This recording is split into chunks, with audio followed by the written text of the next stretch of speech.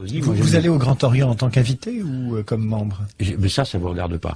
Vous ne considérez pas que ça doit être public? L'appartenance à la franc-maçonnerie doit pas être d'un niveau politique, ne doit pas être public. Attendez, c'est que ce soit l'appartenance à la maçonnerie ou à la religion, je pense qu'un élu ne doit pas montrer quelque chose à ce sujet. Moi, je suis élu de tous mes concitoyens. Mais si on vous demande. Pardon? Mais si on vous demande. Tout à l'heure, on a dit qu'il fallait pas pipoliser. Moi, j'aime pas faire des réponses. Je suis très lié au courant des Lumières. Ça, c'est clair. Pour moi, c'est tout le reste est une intendance. La politique est une intendance de cette adhésion intellectuelle au siècle des Lumières et à l'idéal de l'émancipation de la personne humaine, émancipation radicale, culturelle, etc. Alors là, jusqu'à la nuit, de savoir si je rentre dans ce temple avec un tablier ou sans, ça ne présente aucune espèce d'intérêt. Donc je dis, la maçonnerie est fondamentale dans la défense de la République, j'appartiens philosophiquement au courant des Lumières, et c'est ma référence ultime. Qu'est-ce que je peux vous dire de plus? Le reste, ça me regarde pas. On ne vous demandera rien de plus. Oui. Ému de me trouver dans cette situation particulière de candidat à la présidence de la République devant vous. Vous devinez peut-être pourquoi. Mais je voulais tout d'abord le souligner. Je connais la contribution de la franc-maçonnerie à la naissance et à la survie de la République française. Je devine par connaissance de l'histoire, ce que devra nécessairement être sa participation dans un futur très proche à la défense de cette République au moment où elle entre, comme le reste du monde, dans la saison des tempêtes. J'ai une question de Christiane dans l'Ardèche, Jean-Luc Mélenchon. Pourquoi rester chez les francs-maçons si ce n'est pour des voix? Pour moi, un franc-maçon, c'est du copinage. Il ne travaille jamais pour le bien de tous, mais pour le bien de ses semblables, ceux dont il a besoin ou qui les dominent, et enfin pour lui, en excluant la moitié de la société. C'est une question assez curieuse. Pourquoi dois-je répondre sur la pratique de la franc-maçonnerie? Mais pourquoi pas? Bon, je vais bien y répondre. Pourquoi pas, Jean-Luc Mélenchon? Vous avez dit, je suis franc-maçon. Non, moi je n'ai rien dit, Monsieur Bourdin. Je suis un homme discret et je ne veux pas que mes opinions philosophiques ou religieuses soient mises sur la table, car un élu doit représenter tout le monde. Maintenant, la question qui est posée sur la franc-maçonnerie, mais je ne veux pas parler de mes convictions philosophiques ou religieuses personnelles.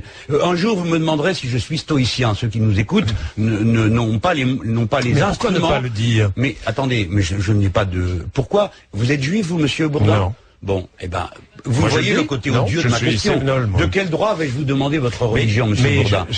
Eh bien, la maçonnerie est pour certains une philosophie. C'est une religion, une sorte de religion familiale. Je peux dire, puisqu'il n'est plus là, que mon père l'était, et puisqu'il n'est plus là, mon grand-père l'était. Eh bien, la maçonnerie est pour certains une philosophie. C'est une religion, une sorte de religion familiale. Je peux dire, puisqu'il n'est plus là, que mon père l'était, et puisqu'il n'est plus là, mon grand-père l'était également. On dit que ce sont les historiens qui font l'histoire.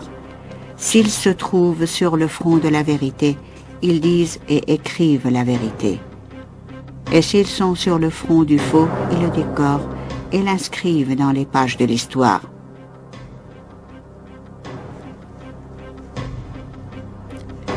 Ceux qui s'occupent davantage de l'histoire connaissent mieux que les autres ce type d'hommes et sont surtout informés du rôle joué par les francs-maçons dans l'enregistrement de l'histoire moderne, au point que l'on dit que de l'histoire des pays colonisés, qu'elle est écrite soit par les francs-maçons, soit par les descendants des francs-maçons, soit par ceux qui se trouvaient sous leur influence. Deuxième élément, les Anglais sont des ethno-différentialistes. Alors que la colonisation française est une colonisation de gauche, même nos grands gouverneurs des colonies, ce sont tous des francs-maçons. Ce sont tous des gens acquis à l'idée des Lumières. Rares sont les grands coloniaux qui n'appartiennent pas à cette tendance. Il y a Lyautey. L'exemple, c'est l'arbre qui cache la forêt. Lyautey, monarchiste, catholique, réactionnaire, bien entendu.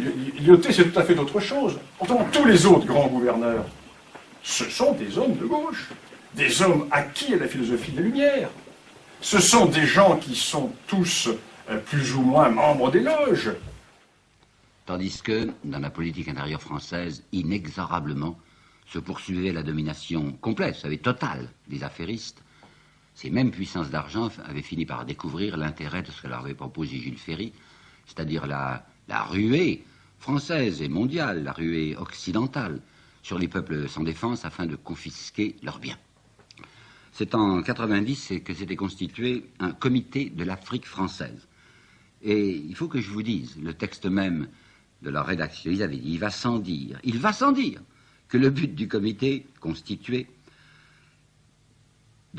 est constitué dans une pensée purement patriotique. Un but absolument désintéressé, étranger à toute préoccupation d'affaires, et n'ayant d'autre souci que de servir la cause de l'influence française. Alors c'est très intéressant de voir quels étaient les membres de ce comité de l'Afrique française qui n'avaient aucune préoccupation d'affaires. C'était M. Jules Siegfried, l'industriel, enfin le négociant du Havre. C'était M. Hénard, qui était banquier à Lyon. C'était M. Louan, qui était manufacturier à Gien. C'était messieurs, comment ils s'appellent, Crouan et Permézel, respectivement président de la Chambre de commerce de Nantes et de Lyon. Et c'était M. Charles Roux, député centre-gauche naturellement, futur président de la transatlantique. Ça, en 90. Alors voilà que va se constituer aussi maintenant à la Chambre ce que l'on appelle le groupe colonial. Les noms sont intéressants. Les noms principaux, c'est Léoncey, l'éternel Léoncey, vous savez, Delcassé, ministre des Affaires étrangères, Deschanel, et un nouveau venu, dont vous entendrez souvent prononcer le nom par moi, qui s'appelle Eugène Étienne. C'est drôle qu'on ait oublié Eugène Étienne. C'est un homme extrêmement important pour le colonialisme français, au point qu'au banquet de l'Union coloniale de 1905, on saluera le fondateur et le chef aimé du parti, M. Eugène Étienne. La même année, on va constituer un ministère des colonies. Jusqu'à présent, il n'y avait pas de ministère des colonies en France. C'est en 1994, ça que ça se passe. Le ministère des colonies, jusqu'alors, c'était un sous-secrétariat d'État qui était rattaché au ministère de la Marine. Et maintenant, on va faire un propre ministère des colonies. Cependant, le ministère des colonies ne régnera que sur les colonies proprement dites. Et les autres colonies qui s'appellent protectorats, vous savez, le protectorat jusqu'alors de Madagascar et le protectorat de la Tunisie, sera rattaché aux affaires étrangères. À cause d'hypocrisie, ce sont des nations étrangères. Droit des peuples à disposer d'eux-mêmes, alors simplement ce sont des nations protégées. Mais il est bien intéressant de voir les termes du rapport de fondation de ce ministère des colonies. Il faut assurer à la France la compensation des sacrifices qu'elle a consentis pour la conquête de son empire. Jules Guesde, dès 1885, avait dit, voyons, qu'est-ce que c'est que le colonialisme? Ça se fait comment? Ça se fait au moyen du sang et de l'argent de la nation, de la collectivité. On commence par envoyer des soldats, c'est-à-dire les enfants du peuple. Ensuite, on envoie un peu d'argent pour les premiers travaux, enfin pour des routes, pour l'aménagement du port, c'est encore des ports, c'est encore l'argent du peuple.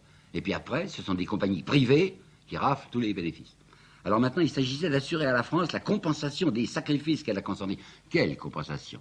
Eh bien évidemment, dans les colonies, on va mettre des impositions, enfin des taxes sur les noirs ou sur les jaunes. Ça rapportera un peu. Mais en réalité, comme je vous le dirai tout à l'heure par des citations exemplaires, les colonies coûteront toujours très cher à la métropole et ne rapporteront pratiquement rien à la métropole. Elles rapporteront à des groupes d'intérêt privés. Et puis il faut descendre maintenant du côté de l'Afrique équatoriale. Ce même monsieur Bourgeois dont vous avez parlé, Émile Bourgeois, qui a écrit ce manuel historique de politique étrangère qui est tellement dans la bonne ligne, dit « C'était un devoir pour la France que de porter la civilisation à ces contrées lointaines ». Alors on va faire de la pénétration d'abord à l'intérieur de ce qu'on appellera plus tard le Soudan français, ça c'est pas encore le Congo, puis on va descendre vers le Congo. À l'intérieur du Soudan français, il y aura un certain nombre d'expéditions si affreuses que le bruit en éclatera jusqu'en France même. Il y aura le scandale de l'expédition du lieutenant Voulet et du lieutenant Chanoine. Lieutenant Chanoine, très apparenté, son père était général. Ils se sont conduits de telle façon, saisis de je ne sais quel sadisme ou hystérie, enfin, ils coupaient des mains, ils tuaient des femmes, ils coupaient les seins. C'était tellement effrayant qu'il y a eu un mouvement de protestation en France. Eh bien, M. Émile Bourgeois, qui parle du devoir de la France de porter la civilisation à ses contrées, énumère le nom de ces officiers couverts de gloire qui ont bien servi la France, et il signale les valeureux efforts de XXX, plus, tranquillement, ils le disent, les valeureux efforts du lieutenant Voulet et du lieutenant Chanoine. Pourtant, tous les autres grands gouverneurs, ce sont des hommes de gauche, des hommes acquis à la philosophie des Lumières. Ce sont des gens qui sont tous plus ou moins membres des loges. Je dis, la maçonnerie est fondamentale dans la défense de la République, j'appartiens philosophiquement au courant des Lumières, et c'est ma référence ultime. Qu'est-ce que je peux vous dire de plus? Je suis très lié au courant des Lumières, ça c'est clair. Pour moi, c'est tout le reste est une intendance. La politique est une intendance de cette adhésion intellectuelle, tout le reste est une intendance. Tout le reste est une intendance.